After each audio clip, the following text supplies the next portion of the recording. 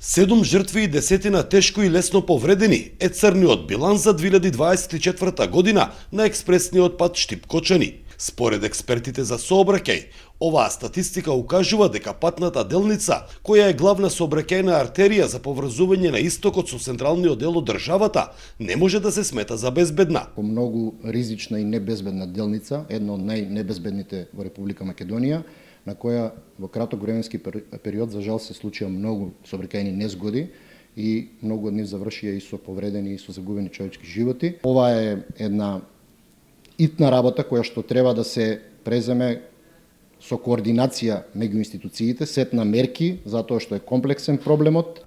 На експертскиот панел безбедносни ризици на експресниот пат Штип-Кочани беа истакнати неколку критични точки на кои се случиле најповеќе несреќи. Беа наведени технички недостатоци кои треба итно да се решат, но се потенцираше и непочитувањето на сообраќајните знаци и неприлагодената брзина од страна на возачите. Експресниот пат не е автопат.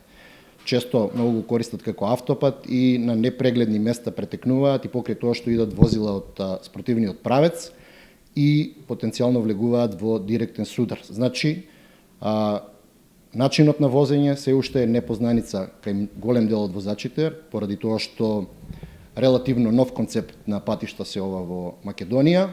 Како најприфатливо решение беше понуден концептот 2+2, односно додавање на уште една коловозна лента на постојните и нивно физичко разделување. Пресметката покажала дека тоа би чинело околу 20 милиони евра, што е минимален износ од аспект на намалување на бројот на човечки жртви. За Сител, Трајан Ристовски.